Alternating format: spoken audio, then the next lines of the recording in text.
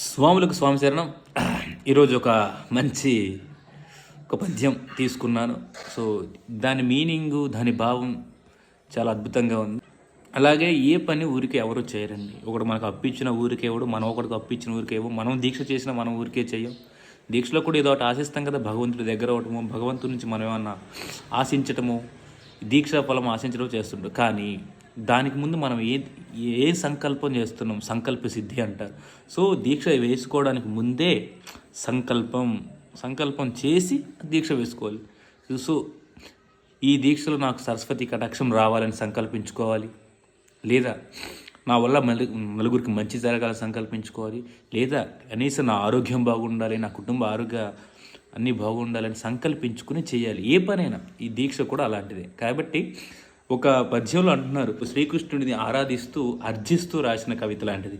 చీకటి లేకుండా చిరు దీపమేలను, బాధలు లేకుండా బ్రతుకటేల, మలిన దేహము పైన మమకారమేలను, మరణమన్నది లేక మనుటయగునే, జ్ఞాన శుద్ధత లేని జపమాలలెందుకు, భక్తి ఫలము లేని భజనలేల, ధర్మముందప్పించు తనువు దాల్చుటలేల, తప్పు దాచగ మంచి కప్పుటలేల, కఠిన మనసును విడనాడి కనులు తెరచి, చింతబాయును పరమాత్మ చెంతజేరా, పతిత పావన యదువంశ పరమ పురుష, భక్తవత్సల శ్రీకృష్ణ భానుతేజ.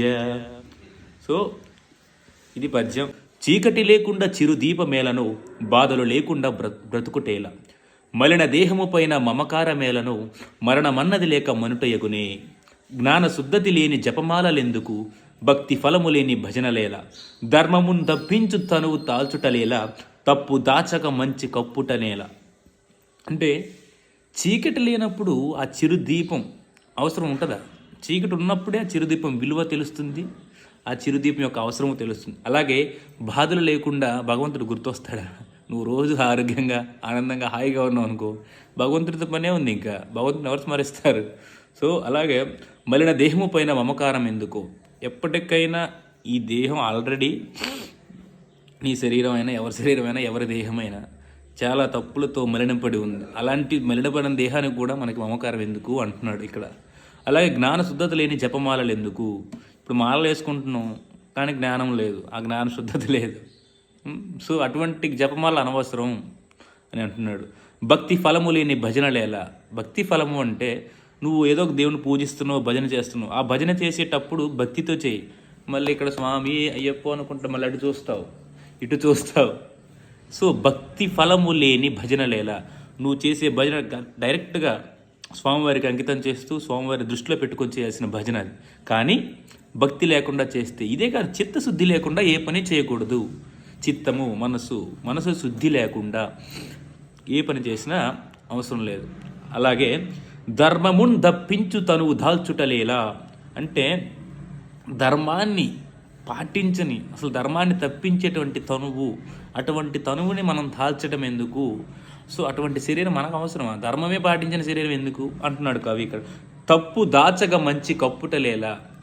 నువ్వు తప్పు దాచడానికి, ఒక తప్పు చేసావు, ఆ తప్పు దాచడానికి ఎవడో చేసిన మంచిని కూడా కప్పేస్తున్నావు. సో ఆ తప్పు దాచగా మంచి కప్పుటలేలా. కఠిన మనసును విడనాడు కనులు తెరచి, చింతబాయును పరమాత్మ చెంత చేర. ఓ యదువంశ కృష్ణ, ఓ పరమాత్మ, మా కఠిన మనసుని తెరిపించి, మా కఠిన మనసును విడనాడి కనులు తెరచి, మా చింతలన్నీ బాపవయ్యా ఓ పరమాత్మ అంటూ రాసిన పద్యం ఇది. అలాగే లాస్ట్కి దాని మొక్కటం వచ్చేసి, పతిత పావన యదువంశ పరమ పురుష, భక్తవత్సల శ్రీకృష్ణ భానుతేజ. సో ఇటువంటి మంచి పద్యంతో చాలా మంచి అర్థాలు ఉన్నాయి. ఇటువంటి అర్థవంతమైన పద్యాలతో, శ్లోకాలతో మన దీక్షను గడుపుతూ ఇంకా మంచి విషయాలు తెలుసుకుందాం. స్వామి శరణం, స్వామి శరణం.